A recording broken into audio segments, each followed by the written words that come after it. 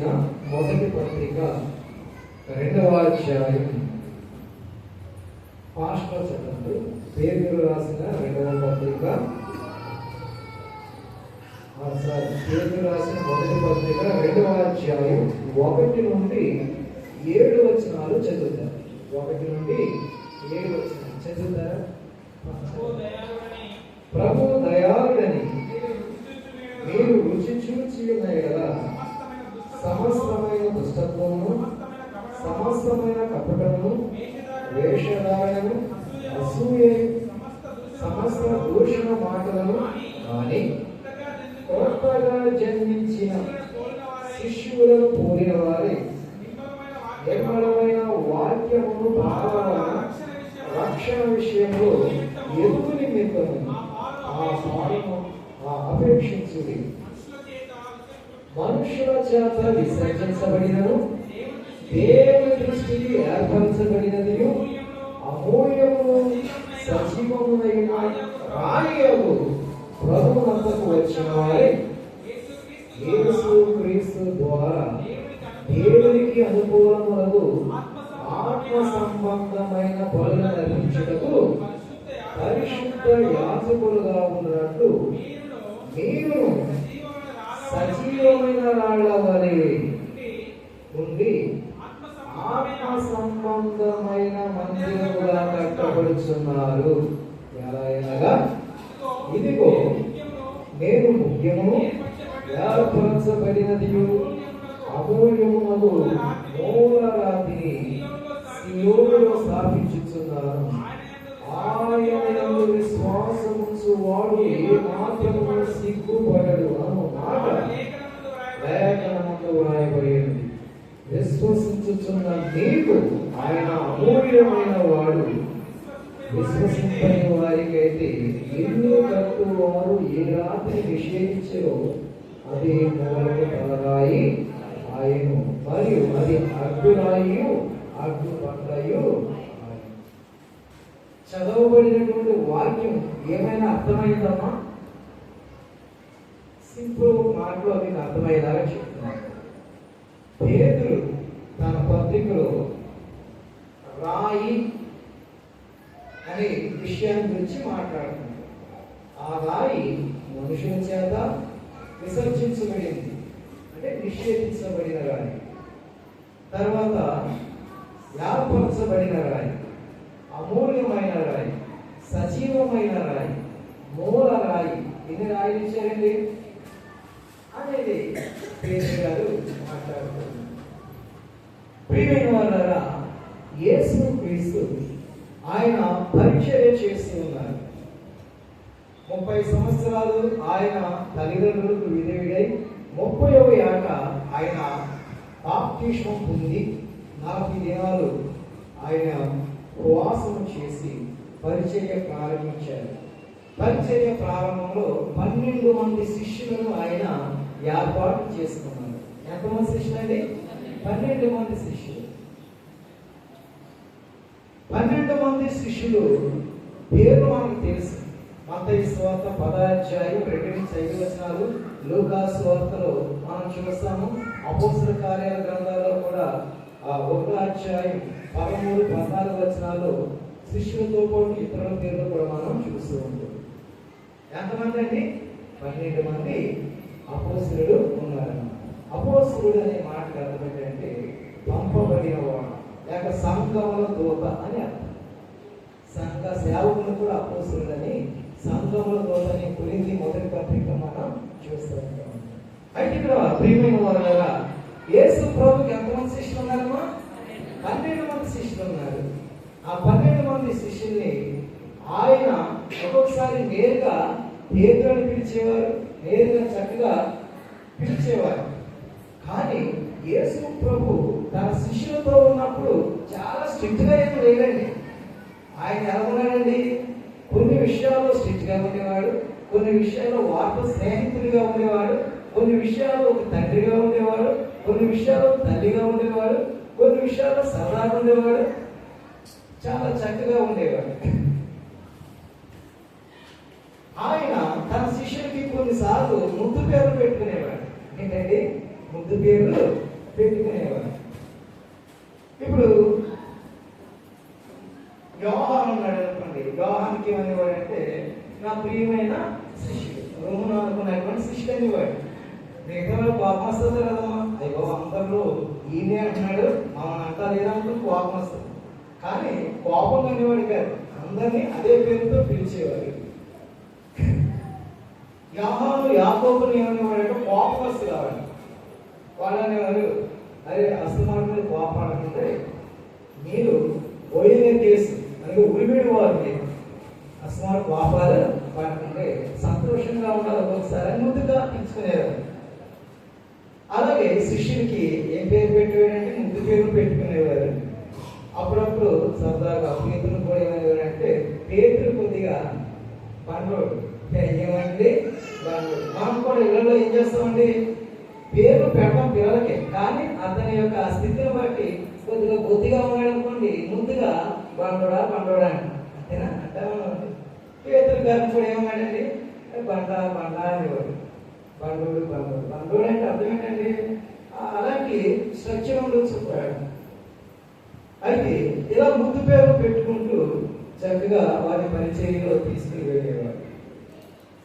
మన పిల్లలకి ఏం చేస్తామండి, పేరు పెడతాం. నల్లగా ఉన్నట్లయితే నల్లగా అంటారా, ముద్దుగా అంటారు కదండి. ఒకవేళ పొట్టుగా ఉన్నాడు అనుకోండి ఏమంటండి పొట్టోడా పొట్టోడా అంటారు కదండి. ఒక్కోసారి పొట్టోడుగా గట్టోడుగా ఉంటారు కదా. ప్రియమైన వాళ్ళ ముద్దు పేరు మనం పెట్టుకుంటాం, తప్పుగా బయటికి వెళ్ళినప్పుడు గౌరవంగా మాట్లాడుకుంటాం. అయితే పేరు దగ్గరికి వచ్చేదానికి ఏమన్నాడమ్మా, అప్పుడు చేసే పనులు బట్టి బండోడు బాగా పనులు చేస్తాడు, చూసే బొద్దుగా ఉన్నాడు బండోడు ముందుగా పిలుచుకుంటాడు. ప్రియమైన వాళ్ళ ఇంతకీ పేతులు అనే మాటకు అర్థం ఏంటండి, బండా. ఏ పేరేంటండి, బండా లేక రాయి అని అర్థం. ఇప్పుడు అర్థమైందండి ముద్దు పేరు ఎలా పెట్టుకున్నాడు అయినా. పేదలు అనే పేరు అర్థం ఏంటండి, బండ లేక రాయి. గ్రీకు భాషలో పేతుడు ఏమన్నారు అంటే పెట్రోస్ అన్నారు. ఏమన్నారండి, పెట్రోస్. పెట్రోస్ అనే పేరుకు అర్థం గ్రీకులో బండ, రాక్ అవ్వచ్చు, స్టోన్ అవ్వచ్చు. ఇంకేమా రాక్ లేక స్టోన్ అని అనొచ్చు, బండ అంటారు. అరామిక్ భాషలో క్యాఫా అంటారు. అరామిక్ భాషలో ఏమంటారండి, క్యాఫా. యోహాను సువార్త 1వ అధ్యాయంలో ఆ మాట మనం చూడవచ్చు. 42వ వచనంలో యేసు ప్రభువు పిలుస్తాడన్నమాట. చదువుతారమ్మా, యోహాను సువార్త 1:42. 1:42.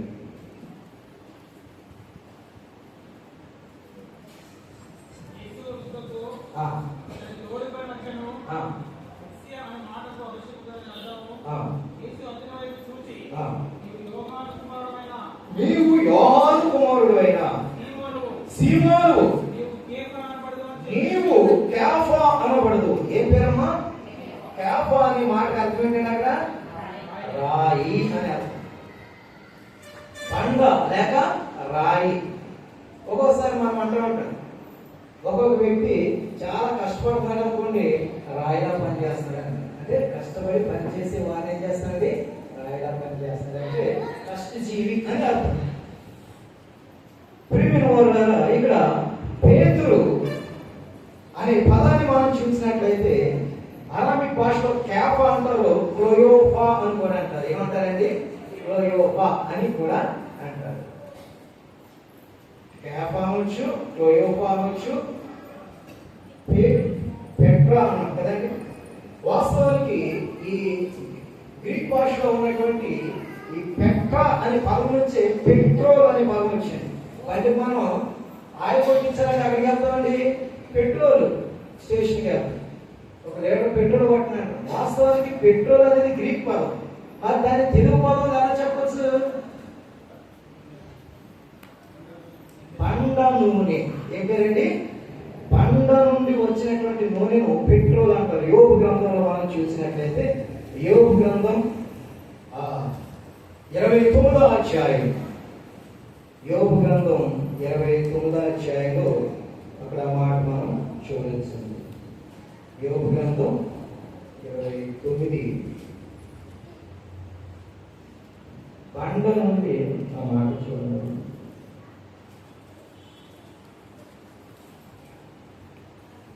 యోబు 29:6.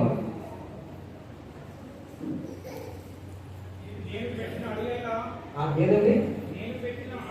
నేను పెట్టిన అడుగల్లా నేతిలో పడిన బండ నుండి నూనె అన్నాడు. పెట్రోల్ అనే పదానికి అర్థం ఏంటంటే తెలుగులో బండ నూనె. బండలో నుండి వస్తుంది పెట్రోల్.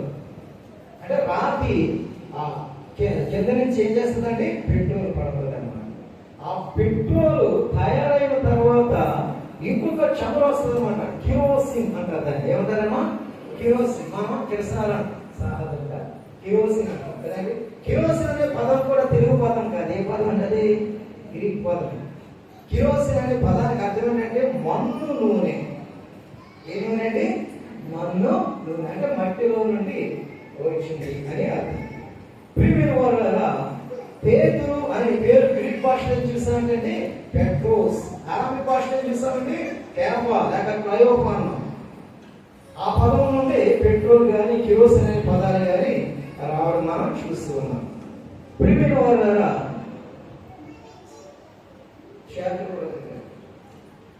హిందీలో రాయిని పత్రాస్ అంటారా?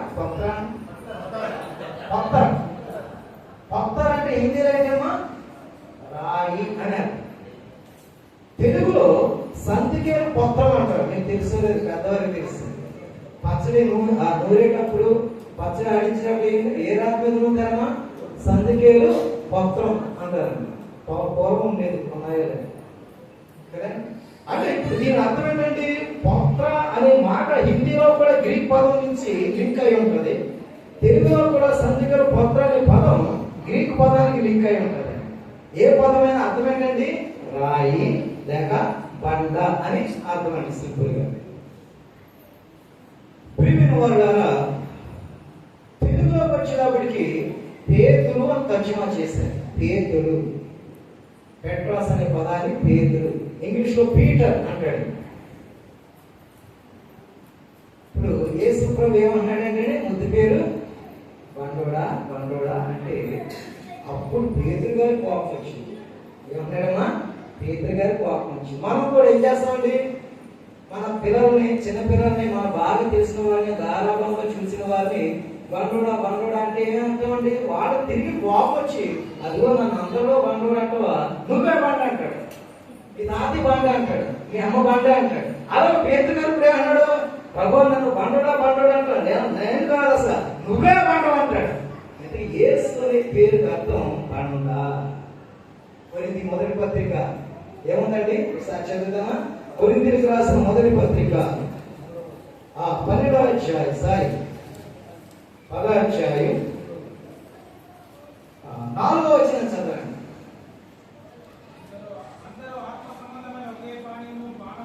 పానం చేసి యాదయ్యగా తమ్మును వెంబడించిన ఆత్మ సంబంధమైన బండలోనిది త్రాగిరి. ఆ బండ అదే పేతురు గారు అన్నాడు. ఏమన్నాడండి? ప్రభువా నన్నే బండోడా కాదు, నాకంటే పెద్ద బండ నీవే. నాకంటే పెద్ద బండ ఎవరండి? నీవే. నీ యొక్క పేరే బండ. అది ఆత్మ సంబంధమైన బండ, అది నిషేధించబడినటువంటి బండ, అది సియోనులో మోరైనటువంటి బండ, అది అమూల్యమైనటువంటి బండ అని పేతురు గారు తన పత్రికలో యేసు ప్రభువును గురించి ఆ రాయి అనే మాటను గురించి వర్ణించుకుంటూ వస్తూ ఉంటారు. ప్రియమైన వారులారా, ఈ రోజు మనం చెప్పుకునే అంశం బండ లేక రాయి. ప్రియమైన వారులారా, మన జీవితంలో కొందరు అనొచ్చు, పెద్దవారికి తెలుసుంటది. ఒక ఆయన చనిపోయాడు, సమాధి చేస్తూ ఉన్నారు. సమాధి చేస్తూ ఉండగా బంధువులు వచ్చారు, దూర బంధువులు.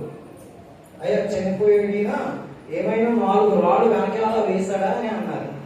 ఎన్ని రాళ్ళమ్మా? 4 రాళ్ళు వెనకాల వేశారంటే ఆయనకు అర్థం అవ్వలేదు. లేదండి వెనకాల ఇంటి పక్కన చాలా రాళ్ళు పేర్చేశాడు అని అంటున్నాడు. అప్పుడు ఆయన అన్నాడు, అయ్యా తింగరాయన 4 రాళ్ళు వెనకాల వేసావంటే 4 డబ్బులు వెనకాల వేశాడని అర్థం. నువ్వు రాయిని ఎలాగ అర్థం చేసుకున్నాడండి? ఆయన మామూలు లిటరల్గా అర్థం చేసుకున్నాడు. ఇక్కడ ఒక్క రాయి అనే పదానికి చాలా రకాలైనటువంటి అర్థాలు దాగి ఉంటాయండి. ప్రియమైన వారులారా, ఇక్కడ మనం చూస్తూ ఉన్నాం. ఇప్పుడు చదవండి, వాక్యంలోకి వచ్చేద్దాం. 2వ అధ్యాయం 4వ వచనం చూసి మనుషుల చేత విసర్జించబడిన అన్నాడు. చాలండి. ఇక్కడ చూస్తే కొన్ని బండలు మనం చూస్తే ఫస్ట్ బండ పేతురు అనే బండ, పేతురు అనే రాయి కదండి. పేతురు గారు ఒక్క ప్రసంగం చేస్తే ఎంత 5,000 మంది రక్షించబడ్డారమ్మా? 3,000 మంది రక్షించబడ్డారు, 5,000 మంది రక్షించబడ్డారు. బహుగా విస్తరించింది సంఘం, మళ్ళా అనేక ప్రాంతాలకు స్ప్రెడ్ అయింది.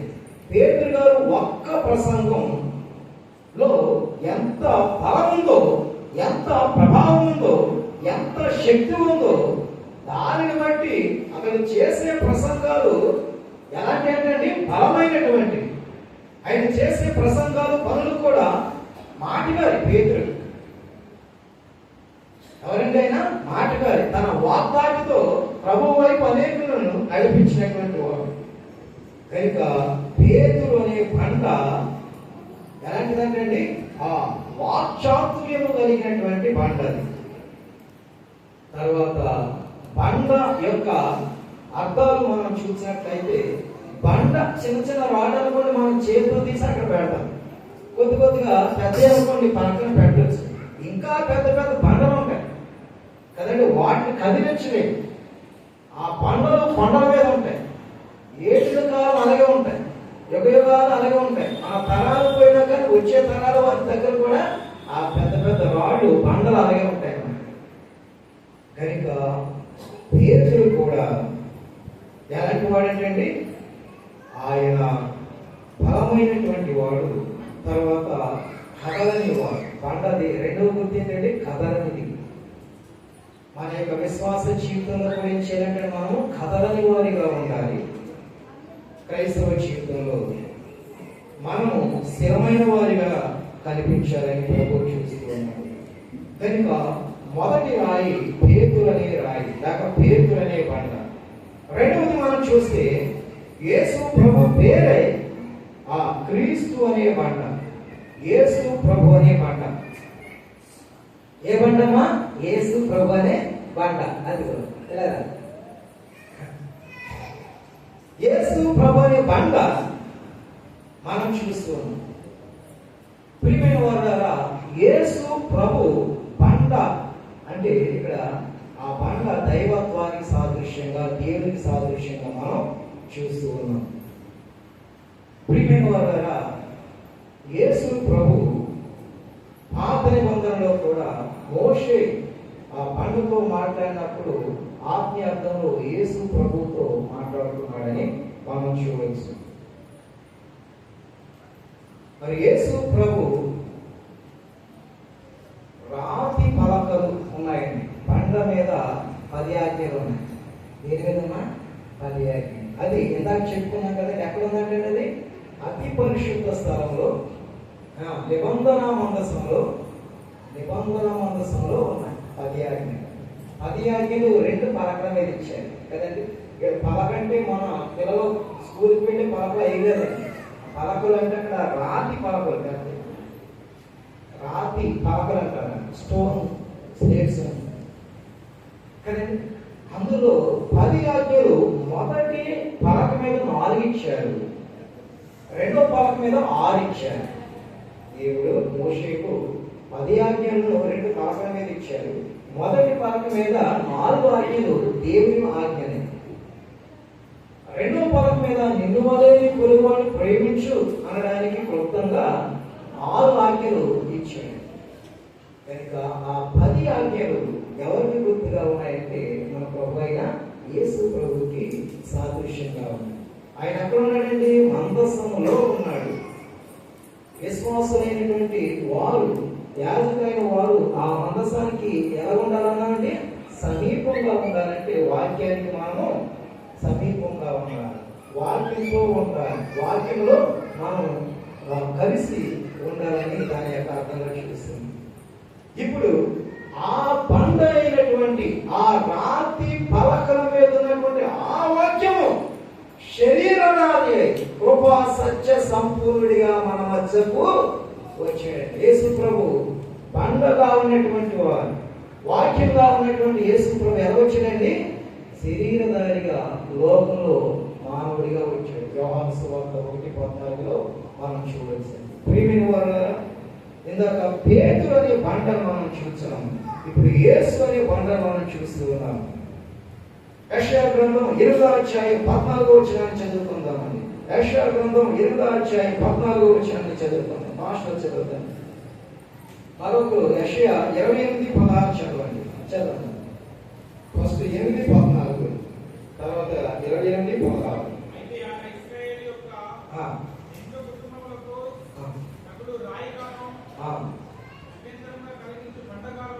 అభ్యంతరం కలిగించు బండగాను చాలండి.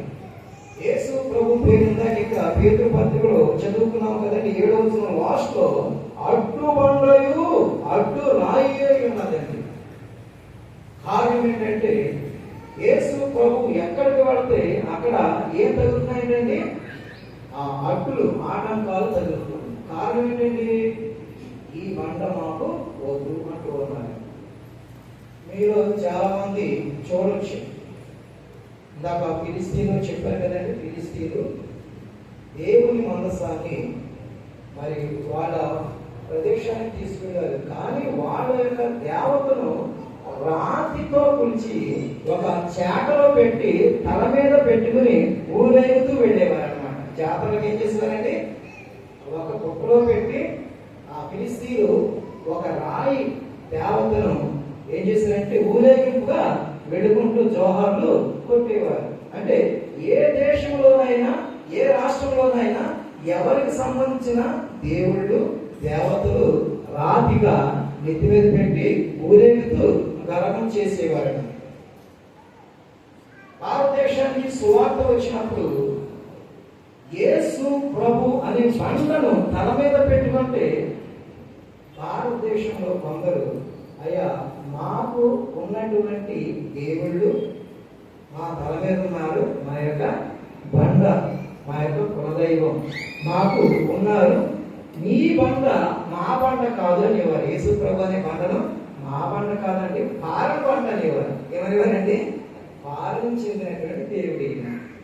అయ్యో ఆ నిమ్న జాతి వారి యొక్క బండ ఇది. తర్వాత మా బండలు మాకున్నాయని ఊరేగుతూ ఉండేవారు, తప్పేం కాదు. కానీ ఏం చేశారండి? నిషేధించారు. ఆ బండను ఏం చేశారండి? నిషేధించారు. నిషేధించబడిన రాయి తలకు మూలరాయి. యూదులు ఒక ఇల్లు కట్టాలంటే ఏం చేసేవారంటే ప్లాన్ వేసేవారు. ఒక మందిరం ఉందనుకోండి, ఇక్కడ ప్లాన్ వేసేవారు. ఫస్ట్ పునాది రాయి వేసేవారు. ఇక్కడ ఆ రోజుల్లో ఇటుకలు పెద్ద ఎలా ఉండేది? రాళ్ళ ఉండే, పెద్ద పెద్ద రాళ్ళ. యూదులు కన్స్ట్రక్షన్ చేసేటప్పుడు ఒక బండ మూలగా పెట్టేవారు, మూలరాయి అనేవారు. దాన్ని చేసి వారు చిన్న ప్రార్థన ఏదో శంకుస్థాపన చేసుకునేవారు. చేసుకున్న తర్వాత మేస్త్రి వచ్చేవాడు. ఆ మేస్త్రి వచ్చి ఈ పెద్ద బండకు బదులుగా చిన్న బండలు పెట్టి ఇల్లు కట్టడానికి చూస్తే తేడా వచ్చేది. కొలత వడంబడి ఏమైందండి? తేడా వచ్చేది అన్నమాట. అయితే వీడు చాలా ట్రై చేసేవారు. అక్కడ మొత్తం అన్ని కార్నర్లు లైన్ పెడితే ముందు పెట్టినటువంటి బండకు వచ్చే లైన్ ఆ క్రమం రావడం లేదు. కనుక అప్పుడు ఏం చేస్తారు? అయ్యా మనం పక్కన పెట్టేసినటువంటి నిషేధించబడినటువంటి ఆ బండే దీనికి సూట్ అవుతుంది కనుక నిషేధించబడిన బండను తిరిగి మరలా మూలరాయిగా పెట్టేవారు.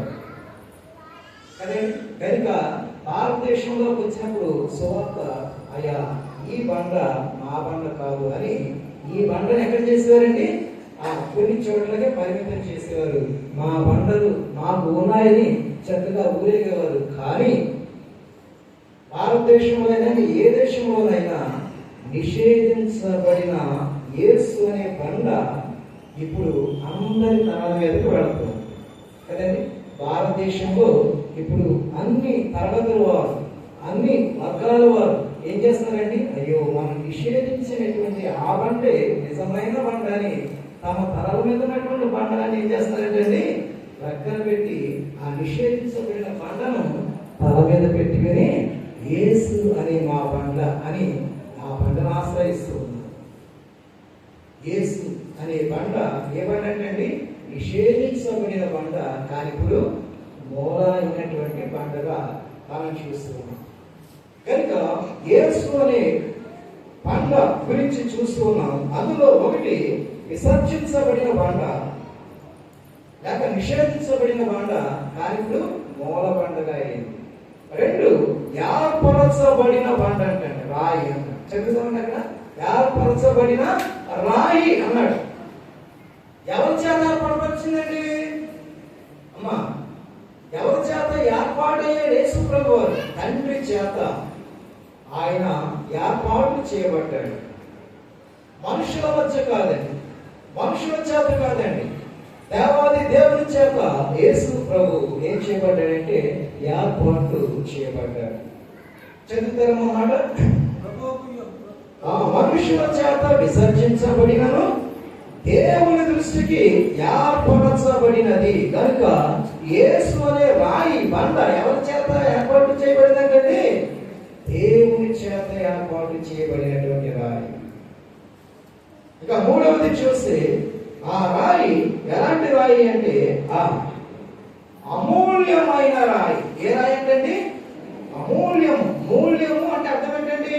వెల చెల్లించడం, డబ్బులు చెల్లించడం, మూల్యం చెల్లించడం. అమూల్యము అంటే అర్థం ఏంటండి? వెల చెల్లించలేనిది, రుణము తీర్చుకోలేనిది, లేదంటే విలువైనది. ఏమిచ్చినా నీ రుణం నేను తీర్చుకోలేమంటాం. ఒక్కోసారి మనం మీరు చేసినట్టు యేసు ప్రభు పేరు కూడా ఏంటండి? అమూల్యమైన రాయి. ఆ రాయికి మించిన రాయి లేదు. ఆ రాయికి మించిన సాటి అయినటువంటి రాయి ఏది కూడా లేదు. అది అమూల్యమైనది, ప్రత్యేకమైనది. కనుక యేసు అనే రాయి ఒకటి నిషేధించబడినది, రెండు అమూల్యమైనది, మూడు అక్కడ చూద్దాం సజీవమైనది అంటండి. యేసు అనే రాయి ఏంటండి? మరణము లేని రాయి, సజీవమైన రాయి.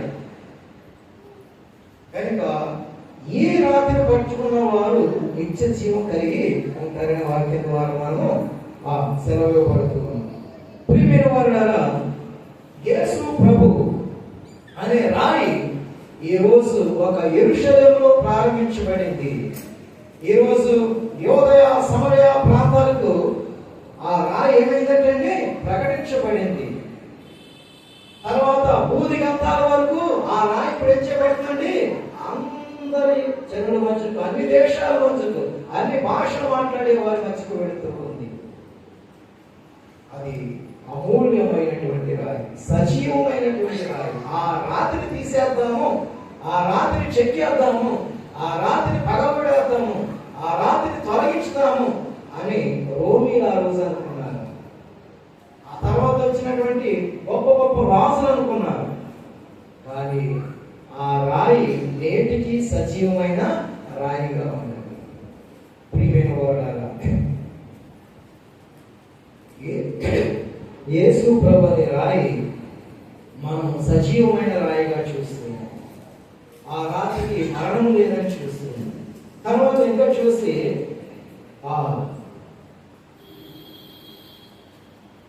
ఆ రోజులలో చూస్తే మూలరాయి, అమూల్యముకు మూలరాయి. ప్రియమైన వారులారా, ఈరోజు యేసు ప్రభు అనే రాతిని లేక బండను మనం ఆశ్రయంగా చేసుకున్నట్లయితే మనము ఆ యొక్క బిడ్డలుగా ఉంటాం, ఆయన బిడ్డలుగా ఉంటాం. మన జీవితాల్లో ఎలాంటి రాళ్ళుగా మనం ఉంటాం ఉన్నాం?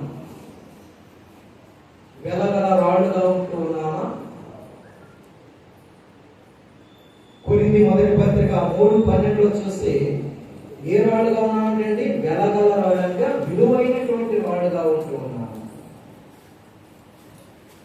రాయి ఏదైనా మనకి దొరికినటువంటి మంచి రాయి అది దాచుకుంటాం. ఈరోజు మన జీవితం మనము వెలగలగా రాతిగా ఉంటూ ఉన్నామా, పారేసే రాయిగా ఉంటూ ఉన్నాం కదండి? విసిరేసే రాయిగా ఉంటూ ఉన్నాం, ఉపయోగం లేని రాళ్ళుగా ఉంటూ ఉన్నాం, నిర్జీవమైన రాళ్ళుగా కనిపిస్తూ ఉన్నాం. ప్రియమైన వారులారా, ఈ రాయి వెలగల రాయిగా కనిపిస్తూ ఉంది, సజీవమైన రాయిగా కనిపిస్తుంది, అదొక మూలరాయిగా కనిపిస్తుంది. ప్రియమైన వారులారా, ఈరోజు పేతురు అనే రాయిని చూచాము, 2 యేసు అనే రాయిని చూచాము, 3 విశ్వాసం అనే రాయిని చూద్దామండి. విశ్వాసం అనే రాయి మత్తయి సువార్త 16వ అధ్యాయం, మత్తయి సువార్త 16వ అధ్యాయం 18వ వచనం. మత్తయి సువార్త 16:18. మరియు నీవు పేతురు, ఈ బండ మీద నా సంఘమును కట్టుదును. చాలండి. ఈ బండ మీద, ఏ బండ మీద అంటే అక్కడ పేతురు అనే బండ కాదు, యేసు అనే బండ కాదు, కానీ అక్కడ ఈ బండ అంటే అర్థం విశ్వాసం అనే బండ. యేసు క్రీస్తునందు మనము నిలబడాలంటే ఏం కావాలంటే విశ్వాసము కావాలి. దీన్ని విశ్వాస ప్రమాణము అంటారు. ఏమంటారండి? క్రీడ్ అంటారు. లాటిన్ భాషలో క్రీడ్. కొన్ని సంఘాలలో ఈ క్రీడ్స్ చెప్తారు, విశ్వాస ప్రమాణాలు చెప్తారు. అవి ప్రక్కన పెడితే యేసు ప్రభు తన శిష్యులను పిలిచాడు, ఒక మాట అడుగుతూ ఉన్నాడు, అయ్యా మనిషి కుమారుడైన నన్ను గూర్చి, క్రీస్తుని గూర్చి ప్రజలేమనుకుంటున్నారు అని ప్రశ్న వేస్తాడు. అప్పుడు జవాబు ఏం చెప్పారు శిష్యుడు? కొందరు ఇర్మియా అనుకుంటున్నారు, కొందరు బాప్టిస్ట్ నుంచి యోహాను అనుకుంటున్నారు, కొందరు ఏలియా అనుకుంటున్నారు, కొందరు మృతులలో నుండి లేచిన ఒక ప్రవక్త అనుకుంటున్నారు అని సమాధానం చెప్పారు. అప్పుడు పేతురుతో అడుగుతున్నాడు, వాళ్ళందరినీ పక్కన పెట్టి పేతురు, అసలు నేను ఎవరిని నీవు అనుకుంటూ ఉన్నావు, మీరు అనుకుంటూ ఉన్నారు, అది నాకు కావాలి, మీరు నా వారు అని నేను ఎలా నమ్మాలి అన్నప్పుడు వాళ్ళు నేరుగా ఇచ్చింది ఆ పై స్టేట్మెంట్ చదవము. 16 చదవాలి, 17 చదవాలి. అందుకు పేతురు, నీవు సజీవుడవగు దేవుని కుమారుడు అయిన క్రీస్తు అని నేను నమ్ముచున్నాను. చాలండి. పేతురు యొక్క విశ్వాస ప్రమాణం ఏంటంటే, ఏం ఒప్పుకున్నాడంటే నీవు సజీవుడమైన దేవుని కుమారుడు అయిన క్రీస్తు. చూసారండి, అది క్రైస్తవ విశ్వాసం. మనం చనిపోయేంత వరకు కూడా మన నోట ఏ మాట ఉండాలంటే క్రీస్తే నా రక్షకుడని ఉండాలండి. క్రీస్తు అనే ఆ విశ్వాసం అనే బండ మనం కలిగి ఉండాలండి. స్థిరంగా నాటుకుపోవాలంటే అది మర్చిపోయే విషయం కాదంటే, నీవు క్రీస్తు అని నేను నమ్ముచున్నాను అనే మాట మర్చిపోయే మాట కాదు, పక్కన పెట్టేసే మాట కాదు, కొద్ది కాలం నుండి తర్వాత మళ్ళీ జ్ఞాపకం చేసుకునే మాట కాదు. అది నిత్యమైనటువంటి విశ్వాస సంబంధమైన మాట. నీవు క్రీస్తు అని నేను నమ్ముచూ ఉన్నాను. ఇంగ్లీష్ లో ఈ యొక్క రాయిని ఏమంటారంటే ఫౌండేషన్స్ అంటారు. క్రైస్తవ సిద్ధాంతాలు ఏమంటారంటే ఫౌండేషన్స్ అంటారు, పునాది సిద్ధాంతాలు. క్రైస్తవ సిద్ధాంతాలు ఏమన్నారండి? ఫౌండేషన్స్. అంటే దేవుని యొక్క వాక్యాలు పునాదులుగా పోల్చబడ్డాయి. పేతురుతో చెప్తూ ఉన్నా, పేతురు అంటూ ఉన్నాడు, అయ్యా నీవు దేవుని కుమారుడు అయిన క్రీస్తు అని నేను నమ్ముతున్నాను. ప్రియమైన వారులారా, అలాంటి విశ్వాసపు ఒప్పుకోలు మన దగ్గర ఉందా లేదంటే కప్పేస్తూ ఉన్నాము? అప్పుడప్పుడు మన దగ్గరికే వచ్చాడు. నీ పేరేంటి అని అడిగాడు. చర్చిలో ఒక పేరు ఉంది, కానీ ఆఫీసుల దగ్గర ఏం చెప్తున్నాం? ఆధార్ కార్డులో ఉన్న పేరు చెప్తున్నాం. మంగమ్మ లేక సుబ్బమ్మ, సుబ్బయ్య, ఎల్లయ్య, ఏదో పేరు చెప్తున్నాం కదండి. ఎవరో మన దగ్గరికి వచ్చారు. వచ్చిన తర్వాత ఏమంటారు? అయ్యా నీ పేరంటే చర్చిలో అయితే షారం గారండి, బయట అయితే శ్రీని గారండి, బడిలో పేరు గుళ్ళో పేరు కలిగి ఉంటున్నాను. సందర్భానుసారంగా ఎక్కడ ఎలాగా మసులుకోవాలో, నడుచుకోవాలో, కవర్ చేయాలో, కప్పేయాలో ఏం చేస్తాం మనం? అలా చేస్తున్నాం. లోకంలో నటించేస్తున్నాం కదండి. మన విశ్వాస ప్రమాణం ఏంటండి? ఐఆమ్ క్రిస్టియన్, నేను క్రీస్తుకు చెందిన వాడను, క్రీస్తు నా రక్షకుడని నేను నమ్ముచున్నాను. అది నా విశ్వాస ప్రమాణం. ఆ ప్రమాణం మనం అన్ని వేళలా చెప్పుకుంటూ ఉన్నామా? పర్వాలేదండి, ఇది పెద్ద ప్రాధాన్యత కాదని ప్రక్కన పెడుతూ ఉన్నాము, కప్పుకుంటూ ఉన్నాము. దేవుని దగ్గరకు వచ్చేటప్పుడు క్రీస్తు వారి గారు లోకంలోకి వెళితే మరి లోకదాసులుగా ఉంటూ ఉన్నాము. పరీక్ష చేసుకునే వారిగా ఉండాలి. పేతురు చెప్తున్నాడు, ఆయన విశ్వాస ప్రమాణం ఏంటండి? నీవు క్రీస్తు అని నేను నమ్ముతున్నానంటే వెంటనే యేసు ప్రభు చెప్పాడు. ఈ మాట నీకు ఎవరు బయలుపరిచారంటండి? పరలోకమున్న తండ్రి నీకు బయలుపరిచాడు. మాట ఒప్పింపచేసేది ఎవరంటండి? తండ్రి, కుమార, పరిశుద్ధాత్మ. కానీ మనంతటి మనం ఒప్పుకున్నట్లయితే ఏం చేయలేమండి? చేయలేదు. తాగే ఆయన ఏమనుకుంటాడంటే, బాబు ఈ త్రాగడం వల్ల ఆరోగ్యం క్షీణిస్తుంది, ఈ త్రాగుడు మానేస్తానని తనకు తానే తీర్మానం చేసుకుంటాడు. ఒక వారం ఉంటాడు. తర్వాత మళ్ళీ మనసు ఆగినందుకు ఏం చేస్తాడండి? అది మనుష్య తీర్మానం, కానీ పరిశుద్ధాత్మ తీర్మానం అది కాదు, తన కుమారుడి తీర్మానం అది కాదు. ఒక్కసారి ఒప్పుకున్నట్లయితే ఏం చేయాలంటే లైఫ్ లాంగ్ దానికి మనం రుణపడి ఉండాలి. దానికి విధేయత చూపిస్తారు. కనుక పేతురు చెప్తూ ఉన్నాడు, తన విశ్వాస ప్రమాణం ఇగో క్రీస్తు అని నేను నమ్ముచున్నాను. విశ్వాసం అనేదే నా బండ, విశ్వాసం అనేదే నా యొక్క రాయి అంటూ ఉన్నాడండి. ప్రియమైన వారులారా, మనం చూస్తే ఎలాంటి విశ్వాస నిబంధన మనం కలిగి ఉన్నాం, ప్రమాణం కలిగి ఉంటూ ఉన్నాం. క్రీస్తులో కలిగి ఉండే విశ్వాసాన్ని మనం ధరించుకునే వారిగా ఉండాలండి. ప్రియమైన వారులారా, పేతురు చెప్తాడు, పేతురు పత్రిక 1:7, మొదటి పత్రిక 1:7 చూడండి. నశించిపోవచ్చున్న సువర్ణము అగ్ని పరీక్ష వలన శుద్ధపరచబడుచున్నది కదా. చదువుతారమ్మా? ఒకసారి చదువుతారా? నశించుచున్న సువర్ణము, సువర్ణమగా బంగారం, బంగారము చదువు. అగ్ని పరీక్ష వలన శుద్ధపరచబడుచున్నది కదా, దానికంటే అమూల్యమైన మీ విశ్వాసం. ఏ విశ్వాసం అంటే? మీ విశ్వాసం. ఇక్కడ చూస్తే పేతురు చెప్తున్నాడు, బంగారము కంటే శ్రేష్టమైన మీ విశ్వాసము అన్నాడు. ఈరోజు మీ దగ్గర కేజీ బంగారం ఉండొచ్చు, కానీ పరలోకానికి తీసుకెళ్ళదు. పొలాలు ఉండొచ్చు, బంగారం ఉండొచ్చు, భూములు ఉండొచ్చు, భక్తులు ఉండొచ్చు, భార్యలు ఉండొచ్చు, అందరూ ఉన్నా కానీ పరలోకానికి తీసుకువెళ్ళేది కేవలం విశ్వాసమే. ఆ విశ్వాసము పేతురు చెప్తున్నాడు.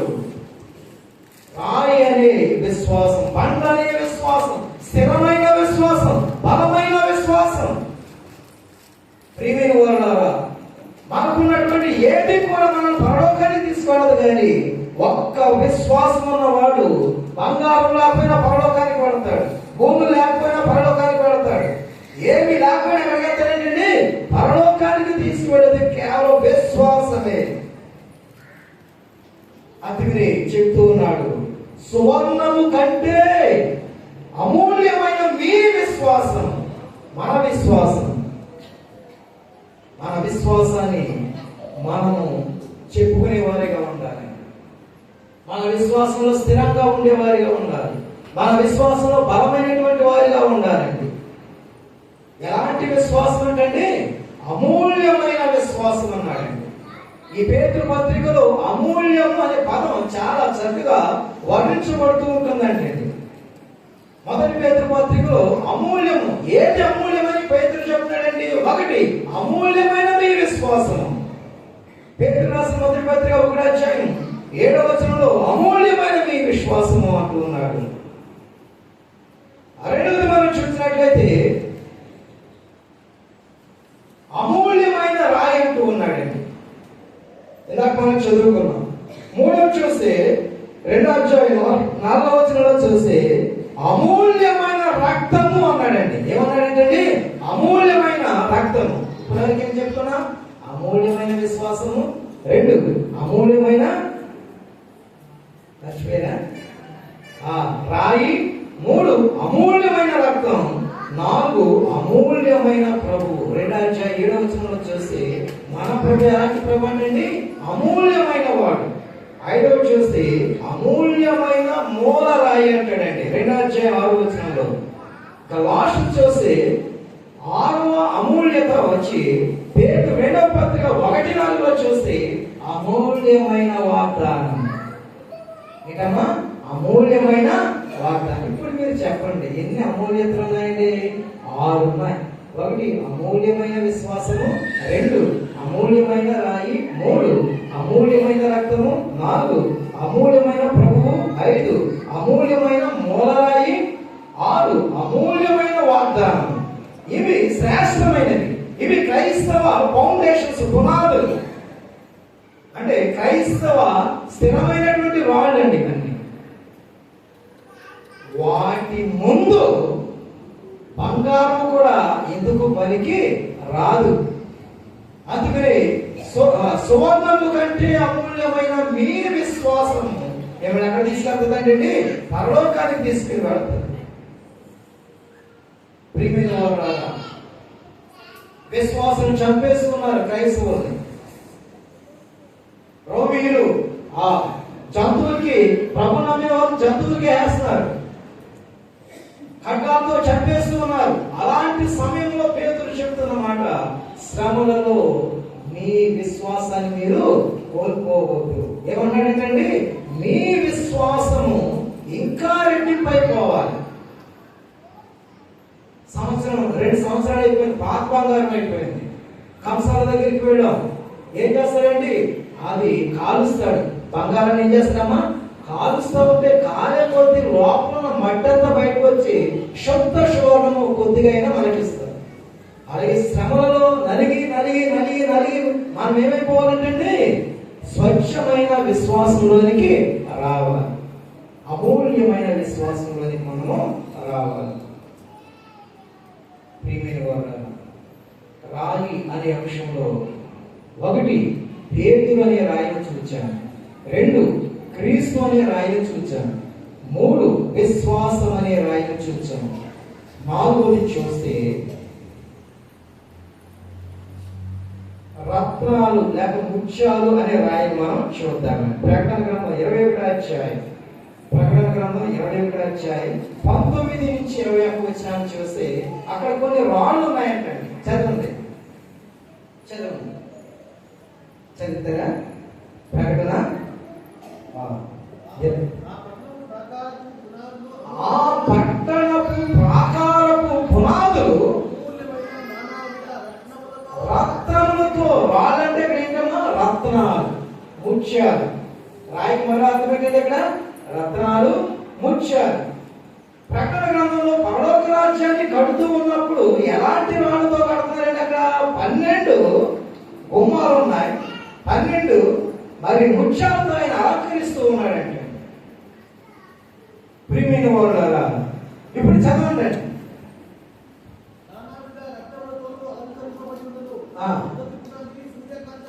సూర్యకాంతపు రాయి అన్నాడు. ఏ రాయి ఇది? మామూలు బయట దొరికే రాడు కాదు. రాయి అనే మాట అర్థం ఏంటండి? వజ్రాలు, వైడూర్యాలు లేక ధర్మసంగం కదా, రత్నాలు. ఫస్ట్ రాయి ఏంటండి? సూర్యకాంతపు రాయి. రెండవది నీలము. మూడవది ఎన్ని రాళ్ళు ఉన్నాయమ్మా ఇక్కడ? మొత్తం 12 రాళ్ళు ఉన్నాయి. ఆ 12 రాళ్ళు ఏ రాళ్ళు అండి? పరలోకాన్ని అలంకరించి మరి రాళ్ళు ముత్యాలండి. అవన్నీ తెలుగులో రాయని తర్జుమా చేసినట్టు వచ్చి. ప్రియమైన వాళ్ళు, మన పిల్లలు ఉన్నారు కదండి. పిల్లలు ఏం చేస్తామండి? నా బంగారు కొండ అంటాం. ఏమంటే ఏమంటారు మనం? నా బంగారుకు కొండ అంటారు. ఏది సీముడి గారితో ఉన్నా కానీ మన పిల్లలు మనకి ఏమంటారండి? బంగారు కొండ అంటారు. మన పిల్లలు ఏమంటారండి? పోలుస్తాం రాళ్ళతో కదండి. నా బంగారు కొండ అంటాం. నా బంగారు వజ్రం అంటాం. మా అబ్బాయి వజ్రమేంటి అంటాం. మా అమ్మాయి నెక్లెస్ అంట. మా అమ్మాయి మంచి గోల్డ్ అంట. సత్తా కొద్దిగా పిలుచుకుంటా, తప్పేం కాదు కదండి. అంటే రాయి దేంతో పోలుస్తున్నామంటే మనము ముత్యాలతో, విలువైనటువంటి వస్తువులతో పోలుస్తూ ఉన్నాం. ప్రియమైన వారులారా, యేసు ప్రభు కూడా ఎలాంటి రాయండి? అందరికంటే వెలగలిగినటువంటి రాయండి. ఆయన్ని కౌంట్ చేయడానికి, సరి పోల్చడానికి లేదు. ప్రియమైన వారులారా, వాక్యంలో చూస్తూ ఉన్నాం. రాయి ముత్యాలనే రాడు కదండి. మనం చూస్తే ముత్యాలనేవి మనం చూడవచ్చు. ఒక ఊరిలో ఒక పల్లెటూరు, ఆ ఊరు ఈ ఊరు దగ్గర దగ్గరగా ఉన్నాయి. ఆ ఊరికి ఈ ఊరికి మధ్య ఒక చిన్న అరణ్యం ఉందంట, అడవి ఉంది. అక్కడ వాళ్ళు ఇక్కడికి రావాలన్నా, ఇక్కడ వాళ్ళు అక్కడికి వెళ్ళాలన్నా ఏరుకుంటే వెళ్ళాలన్నా ఆ అడవి కూడా దాటాలి. ఎంతో ఉండదు, ఒక అలా నడిచేంత దూరమే. కానీ వెళితే ఏదైనా పులులు సింహాలు ఉన్నాయి, టీకాలన్నీ వెళ్ళకపోతున్నా. ఈ గ్రామస్తులు ఏం చేస్తున్నారంటే, ఈ గ్రామం ప్లస్ ఒక కొండ ఉంది, ఆ కొండ మధ్య చిన్న అరణ్యం ఉంది. వీళ్ళు ఆశ ఏంటంటే ఆ కొండ మీద బంగారపు ఏమున్నాయంటే బంగారపు కనులు ఉన్నాయండి. అందులో వెలగల రాళ్ళు ఉన్నాయండి. ఈ గ్రామస్తులు ప్రయత్నం చేశారు, ఈ అడవి దాటి కొండకు వెళ్ళాలి, ఏం చేయాలి, ప్లాన్ చేస్తే ఎవరు ధైర్యం చేయడం లేదు. చివరికి ఆ ధనం లేదంటే ఆ కొండలో ఉన్న బంగారపు అన్ని మనం సంపాదించుకోవాలంటే ఏ ప్రయత్నం చేయాలని వాళ్ళందరూ కూడా అనుకుని ఒక ప్రయత్నం చేశారు. పెద్ద 2 దొంగలు పెద్ద కర్రలు పాతేశారు. అడ్డు పెద్ద కాటి వేలాడటం కదండి, పెట్ల పడుతుంది చూడండి, ఏమంటారు వడిసిన వడిసిన దాన్ని ఒక పెద్ద టైర్ లాంటి తోలు ఏం చేశారంటే కట్టారనమాట. ఇలా సాగదీసి ఒక పెద్ద మాంసపు ముక్కను ఏం చేశారండి ఇలా పెట్టి ఆ టైర్ని ఇలా లాగి వెనక్కి లాగి ఒకేసారి ఇలా వదలగాని మాంసపు ముక్క ఒకేసారి వెళ్ళిపోయి ఆ కొండను దప్పమని తాగేసింది. ఆ మాంసపు ముక్క కొండను దప్పమని తాగేసింది. ఈ పక్షులు ఉంటాయి కదండి, ఈ పక్షులు ఎక్కడ మాంసం ఉండదు అక్కడికి వెళ్ళి ఏం చేస్తండి ఆ మాంసపు ముద్దల్ని ఇలాగా నోటిని కలుచుకుని తీసుకువచ్చి తీరుబడిగా తిందామని ఏం చేస్తారండి ఆ మాంసపు ముద్దను తీసుకొచ్చి ఊళ్ళో ఉన్నటువంటి ఆ చెట్టు మీద నింపాదిగా తినడానికి ఈ పక్షులని వెళ్ళి ఒక్కొక్క మాంసపు ముద్దను తీసుకురావడం, ఆ చెట్టు ఊళ్ళోకి వచ్చి చెట్ల మీద వాళ్తూ ఆ మాంసం తింటే అందులో నుంచి వజ్రాలు రాలి, గలగల వాళ్ళు రాలి. అలాగా వారు అమూల్యమైనటువంటి ఆ కొండ దగ్గర ఉన్నటువంటి వాటిని స్వతంత్రించుకోవాలని ఏం చేశారంటే చాలా త్యాగం చేశారు. అలాగే యేసు ప్రభువుని కూడా మనం సొంతం చేసుకోవాలంటే ఎన్నో కష్టాలు వస్తాయి, ఎన్నో ఇరుకులు వస్తాయి, శ్రమలు వస్తాయి, శోధనలు వస్తాయి. భర్త ఒప్పుకోడు, భార్య ఒప్పుకోరు, తల్లిదండ్రులు ఒప్పుకోరు, పిల్లలు ఒప్పుకోరు. అయినప్పటికీ ఆ యొక్క పరలోక రాజ్యం పొలంలో దాచబడిన ఒక ధననిధిని పోలి ఉంది. అది కనుగొన్నప్పుడు తనకున్న సమస్తాన్ని అమ్మి ఆ పొలంలో ఉన్న దాన్ని కొని ఎలా స్వతంత్రించుకుంటాడో పరలోక రాజ్యం ప్రభు ఇప్పుడు మనం ఏం చేయాలంటే స్వతంత్రించుకునే వారిగా ఉండాలి. కనుక ముత్యాలు అనే రాడి గురించి మనం నేర్చుకుంటున్నాం. అక్కడ ఒక్కొక్క ముత్యము మనకు సాదృశ్యంగా ప్రభు చూపిస్తూ ఉన్నాడు. ఇక మందిరం అనే రాయి, ఏ రాయి అండి? ఇప్పుడు ఎన్ని రాళ్ళు చూసామండి? 1 పేతురు అనే రాయిని చూసాం, 2 యేసు అనే రాయిని చూసాం, 3 విశ్వాసం అనే రాయిని చూసాం, 4 ముత్యాలు అనే రాయిని చూసాం, 5 మందిరం అనే రాయి. మత్తయి సువార్త 16వ అధ్యాయం 18వ వచనం చదువుతున్నాను. మత్తయి సువార్త 16:18. మరియు నీవు పేతురు ఈ బండ మీద, ఇక్కడ బండ అంటే మందిరం, బండ అంటే ఏంటండి? మందిరం. ఈ బండ మీద, ఈ విశ్వాసం అనే బండ మీద క్రైస్తవ సంఘం స్టార్ట్ అయింది. క్రైస్తవానికి ముఖ్య పునాది ఏంటండి? విశ్వాసం. విశ్వాసం లేకుండా ఏ ఒక్కడు ప్రభువుని చూడలేడు, ప్రభువుని చేరలేడు. కనుక విశ్వాసం అన్నది నిరీక్షింపబడు వాటి యొక్క నిజస్వరూపమై ఉందండి.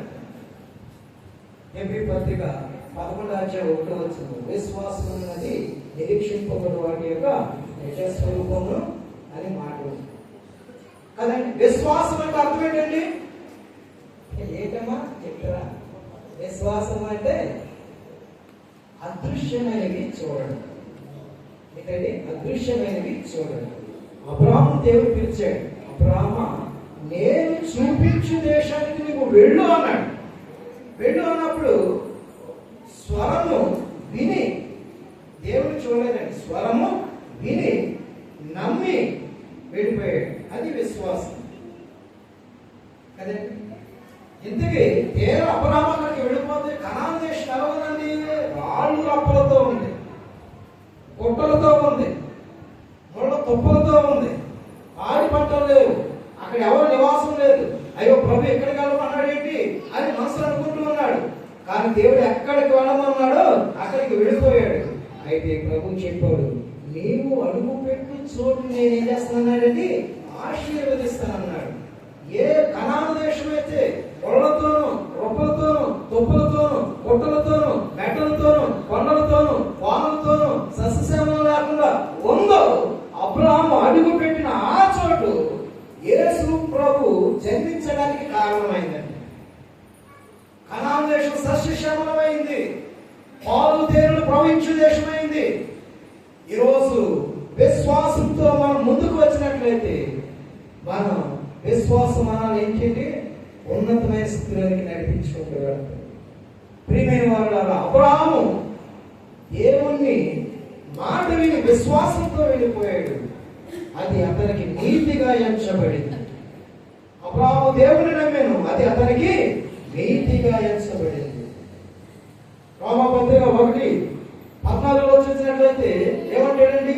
16-17 వచనాలు చూసి, నీతిమంతుడు విశ్వాస మూలముగా జీవించును. నీతిమంతుడు దేని వల్ల అంటే విశ్వాస మూలముగా జీవించును. మనం యేసు ప్రభువుని మన నోటితో ఒప్పుకున్నట్లయితే నీతిమంతుల జాబితాలోకి వస్తాము.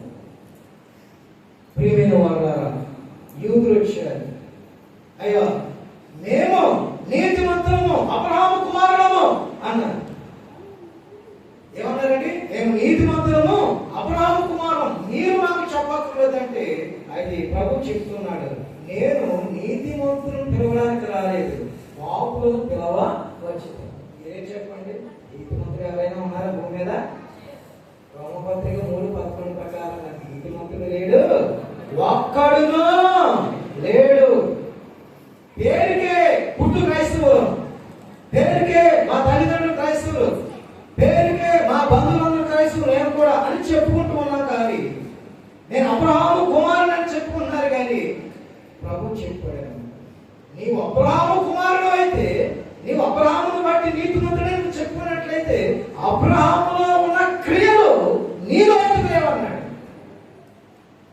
కనుక అబ్రహాము దేవుని నమ్మాడు, అది అతనికి నీతిగా ఎంచబడింది.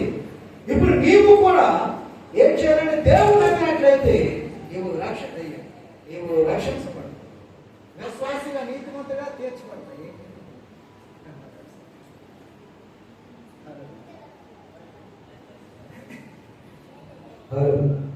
ప్రియమైన వారులారా, మనము విశ్వాసం లేకుండా దేవుణ్ణి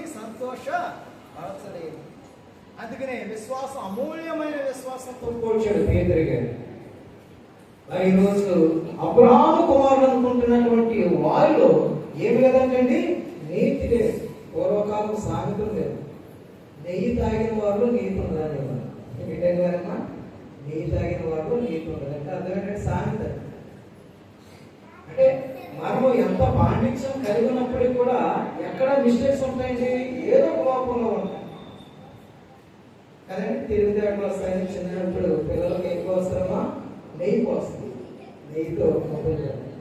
కానీ అలాగని నీతి మొదలుగా ఉంటారా, ఏమీ కదండి. కనుక ప్రియమైన వారులారా, నీతి అనేది యేసు ప్రభువుని బట్టి వచ్చింది, అది విశ్వాసం ద్వారా వచ్చింది. అందుకే అబ్రహాము దగ్గరకు వచ్చినటువంటి శాస్త్రులను పరిశీలన అంటూ ఉన్నాడు, మీరు నీతి మంత్రులని చెప్పుకున్నారు అబ్రహాము బట్టి, ఆయన లాంటి క్రియలు మీలో లేదు. కనుక మీరు నీతి మంత్రులంటే మీ అంతటి మీరు స్వనీతిగా ఆలోచించుకున్నారు, కానీ మీకు దుర్నీతి అని చెప్తూ ఉన్నాడు. మన ప్రభు అయిన యేసు క్రీస్తే మన యొక్క నీతి. ఆ నీతి ఎలాగిస్తాడండి ఆయన నమ్మడం వాడు, విశ్వసించువాడే నీతి మంతుడు అవుతాడని వాక్యం చెప్తుంది. ప్రియమైన వారులారా, ఈరోజు నీతి మంతుడు మరి మన ప్రభు అయిన యేసు క్రీస్తు, ఆయన నమ్మిన ప్రతి ఒక్కరు కూడా ఎలా తీర్చబడుతున్నారంటే నీతి మంతులుగా తీర్చబడుతూ ఉన్నారు. ఎదుగో మరి అలాంటి మరి విశ్వాసము అనే బండ మీద నా సంఘాన్ని కట్టుదును అన్నాడు. ఇప్పుడు బండ అంటే ఏంటమ్మా, సంఘము అని. ఆ సంఘానికి శిరస్సు ఎవరండి, క్రీస్తు. సంఘానికి శిరస్సు క్రీస్తు. శిరస్సు అన్నాడు, ఇంగ్లీష్ లో హెడ్ అంటాడు. హెడ్ అనే మాటకు చాలా రకాల అర్థాలు ఉన్నాయి. యజమాని అని అర్థం. ఎవరంటే యజమాని అని అర్థం, తలపాది అని అర్థం, ప్రధానోపాధ్యాయుడు అని అర్థం, ప్రధాన ఆచార్యుడు అని అర్థం వస్తుంది, వ్యవస్థాపకుడు అని వస్తుంది, చాలా రకాలు. అయితే క్రైస్తవ్య ఈ సంఘానికి పునాది వ్యవస్థాపకుడు శిరస్సు ఎవరంటే మన ప్రభు అయిన యేసు క్రీస్తు. మందిరము దేనికి పూర్తిగా ఉందంటే విశ్వాసానికి, ఆ రాయికి సంబంధంగా ఉంది. ప్రియమైన వారులారా, ఈరోజు మనము చూస్తూ ఉన్నాం, కనిపించే ఈ మందిరాలన్నీ కూడా బాహ్య సంబంధమైన మందిరాలు, కానీ మన హృదయమే దేవుని మందిరం అయి ఉన్నాం. సామెత ఉంది, ఏ సామెత అండి, రాజుల సొమ్ము రాళ్ళ పాలవుతాయి. రాజుల సొమ్ము ఏమవుతుందంటే రాళ్ళ పాలు. పూర్వకాలం సులోమాను కానీ వీళ్ళు కానీ ఏం చేసేవారంటే, ఒక రాజ్యాన్ని కట్టాలంటే ఆ వైభవంగా తీర్చిదిద్దారంటే వారు రాజమందిరాలు కట్టించేవారు, లేక శీతాకాలపు మందిరాలు ఆ యొక్క డాబాలు కట్టించేవారు. రాజ వైభవం ప్రపంచవ్యాప్తంగా పర్యాటకంగా ఉండేలాగా చేసేవారు. అలా చేసే క్రమంలో ట్యాక్స్ ప్రజల మీద ఎక్కువ వేసేసేది, ప్రజల మీద పనులు ఎక్కువ వేసేవారు, వాళ్ళు కట్టలేకపోయేవారు. అయితే ఆ వచ్చినటువంటి సుమంత సులభాన్ని ఏం చేసేవాడండి, ఈ యొక్క కన్స్ట్రక్షన్స్ కి ఎక్కువ పెట్టారు. అందుకనే రాజుల సొమ్ము ఏమవుతుందంటే రాళ్ళ పాలవుతుంది. అంటే రాళ్ళంటే అంటే కట్టడాలు. అయితే ఆ కట్టడాలు నిలబడని కాలముకు వస్తుందని ప్రభుత్వం చెప్తుంది. ఎందుకంటే సుమారు 46 సంవత్సరాల నుంచి హెరోదు మందిరాన్ని ఏం చేస్తున్నా, మరమ్మతు చేస్తూ ఉన్నాడు. శిష్యులు వచ్చారు, యేసు ప్రభువా, అయ్యి బాబోయ్ ఈ మందిరం చాలా అద్భుతంగా ఉంది, సుందరంగా ఉంది అని ఏ మందిరాన్ని చూపించారమ్మా, రాళ్ళతో కూడిన మందిరాన్ని చూపించారు. కానీ ప్రభు చెప్పాడు, ఈ మందిరం నిలబడదు, ఈ మందిరము నిలబడదు. ఏ మందిరం నిలబడదండి, హృదయం అనే మందిరము నిలబడదు. అందులో ఉంటాడు ప్రభు. కనుక రాయి అంటే మందిరం. ఏ మందిరం అండి, మన హృదయం అనే మందిరం, ఆత్మ సంబంధం అనే మందిరం. ప్రియమైన వారులారా, మనం ఎన్ని మందిరాలు మరి కన్స్ట్రక్షన్ చేసినా కానీ ఆ మందిరంలో ప్రభు లేకపోయినట్లయితే ఉపయోగం ఏమి కూడా లేదు. ప్రభు ఏ మందిరం కోరుతున్నాడంటే, కొరింథీ మొదటి పత్రిక వచనాల్లో చూస్తే ఆయన హృదయం అనే దేవాలయాన్ని చూస్తూ ఉన్నాడు.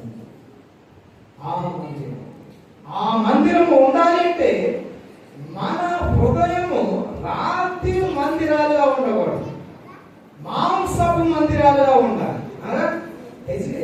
ఏమంటాడండి కదండి, ఇదిగో వాళ్ళు ఏమన్నాడండి, రాతి హృదయం ఉంది వాళ్ళు. ఆ రాతి హృదయాల్లో ఉన్నాడటండి. ఏ హృదయం అంటాడండి? మాంసపు హృదయాలు అనగా మెత్తని హృదయాలు, లోబడి హృదయాలు కదండి. ఏముందంటే ఒక్కొక్కసారి మన హృదయం గర్వంతో నింపబడిందనుకో రాయి అయిపోతుంది. ఏమైపోతుందండి? రాయి అయిపోతుంది.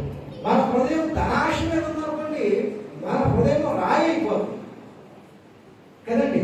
మన మీద ఎవరైనా ఏదైనా తప్పుగా మాట్లాడినా వాళ్ళని క్షమించలేనంత హృదయం అయిపోతుంది. క్షమించలేదు. ఏ హృదయాలు అయిపోయాయి? మరి రాతి హృదయాలు అయిపోయాయి. కానీ ప్రభు చెప్పిన ఏ హృదయం కోరుకుంటున్నాడండి? మాంసపు హృదయాలు. హృదయం అనే దేవుని మందిరాలు కోరుకుంటూ ఉన్నాడు. ఆ మందిరాలను కట్టాలంటే మనం ఏం చేయాలంటే క్రీస్తు అనే బండను మనం ధరించుకోవాలి. చివరిగా చెప్పుకుని మనం ముగించుకుంటాం. ఇప్పటి వరకు బండ లేక రాయి అనే అంశంలో ఒకటి పేతురు అనే రాతిని చూచాము, 2 క్రీస్తు అనే బండను చూచాము, 3 విశ్వాసం అనే బండను చూచాము, 4 వజ్ర వైడూర్యాలు అనే రాళ్ళు బండలను చూచాము, 5 మందిరం అనే బండలను చూచాము. అందులోని మరలా హృదయం అనే ఆత్మ సంబంధమైన మందిరాన్ని మనం చూచాము.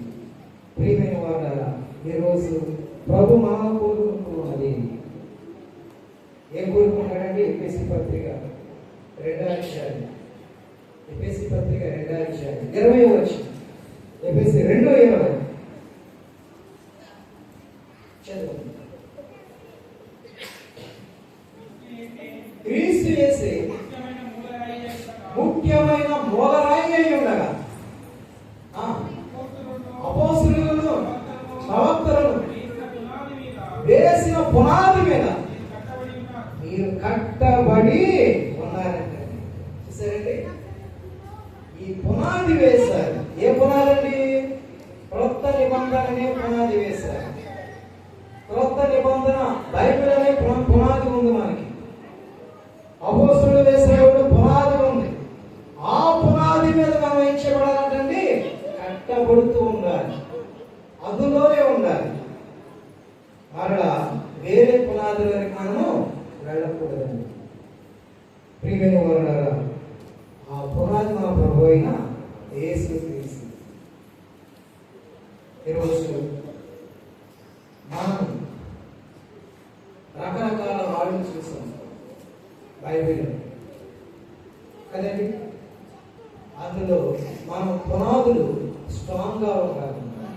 భిన్న బోధలని పునాదులు వస్తున్నాయి, అబద్ధ బోధకులని పునాదులు వస్తూ ఉన్నాయి.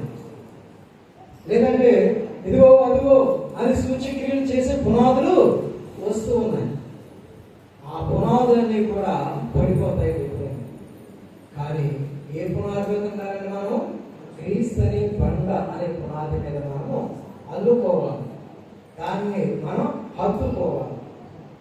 అలా హత్తుకున్నప్పుడు ఆ పునాదిలో ఏమున్నాయంటండి? ఇందాక మన జెస్సీ గారు చెప్పారు. ఏమున్నాయంటండి? 24:12 చూస్తే 10 ఆజ్ఞల రాతి పలకల వాక్యం ఉందంటండి ఈ పునాదిలో.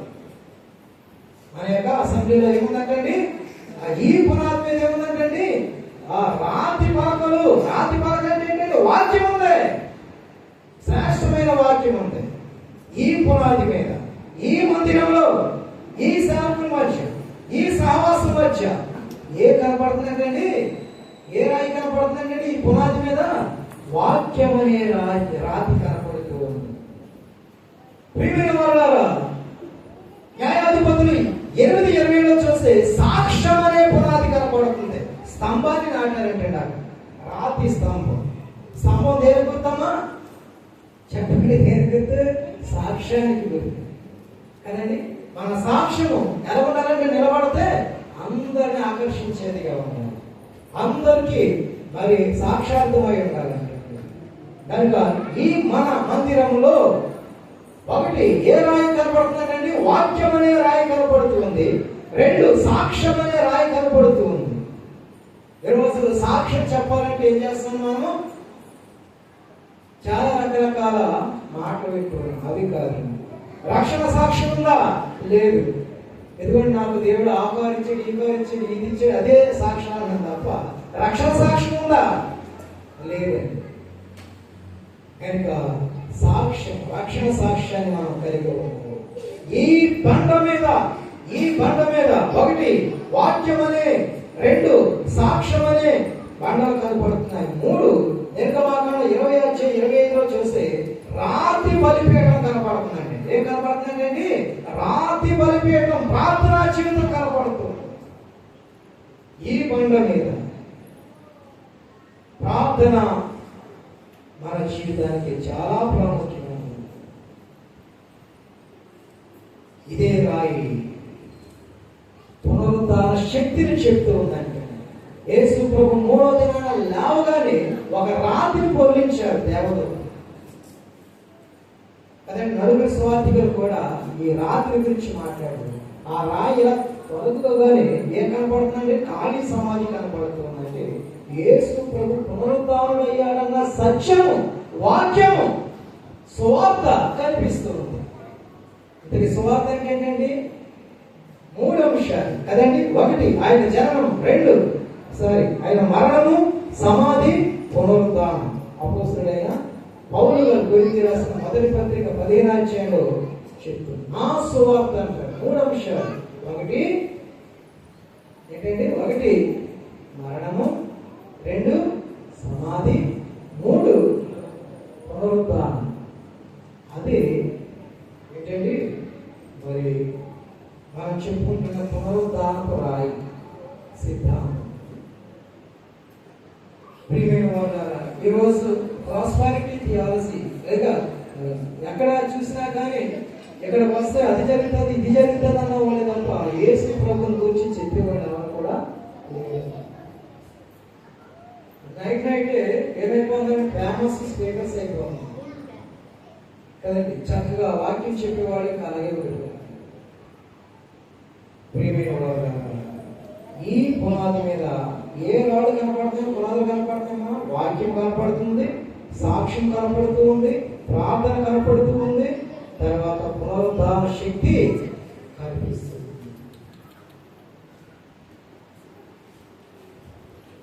ప్రార్థన చేస్తుంది, దేవుని వైపు తిరిగి ఎలాంటి బండ మీద మనం నిలబడతాం? బుద్ధిమంతులైన బండ మీద నిలబడ్డాము. ఇదిగో క్రీస్తు అనే బండ మీద మనం నిలబడితే వరదలు వస్తాయి, తుఫాన్లు వస్తాయి, ఇరుకులు వస్తాయి, అన్నీ వస్తాయి. కానీ అది స్థిరమైనది. ప్రభు బండ కనుక అది పడదు, కదలదు, స్థిరంగా ఉంటుంది. కానీ ఈరోజు ఎలాంటి బండ మీద కడుతున్నాం? ఇసుక మీద మనం కట్టుకుంటున్నాము, పడిపోతుంది. చిన్న బోధ మీద కడుతున్నాము, పడిపోతుంది. పరిశీలన చేసి ప్రభు నీకు ఒక బండను చూపిస్తూ ఉన్నాను. ఆ బండ మీద మనం కట్టబడాలి. మన వ్యక్తిగత జీవితం కట్టబడాలి, మన యొక్క కుటుంబ జీవితం కట్టబడాలి, మన యొక్క సామాజిక జీవితం కట్టబడాలి. ఏ బండల మీద ఉంటున్నాం, ఏ బండల మీద మనం పరిగెడుతూ ఉన్నాం. ప్రార్థన చేస్తాం. పరిశుద్ధుడా నీకే స్తోత్రం. ఇప్పటి వరకు రాయి, బండ అనే విషయంలో మీరు మాతో మాట్లాడిన దాన్ని బట్టి నీకే స్తోత్రాలు. మేము కూడా సజీవమైన ఆత్మ సంబంధమైన బండ వలె కట్టబడుచు నీ రాజ్య వ్యాప్తికి కృషి చేసేవారిగా, నీ రాకడ వరకు నమ్మకముగా విశ్వాసంతో ముందుకు సాగి ఆత్మ సంబంధమైన బండలుగా మందిరాలుగా అవన్నీ మీరు ఆయత్తపరచండి. మాలో ఏదైనా చేదైనా వేరు ఉన్నట్లయితే ఆ బండ మీద ఉన్న పగుళ్ళన్నీ వాక్యము చేత రిపేర్ చేయండి, కట్టండి, బలపరచండి, స్థిరపరచండి. మెట్టుకు వాక్యము చేత ఆయన మమ్మల్ని పదిలపరచండి. క్రీస్తు యేసు నామములో అడుగుచున్నాము.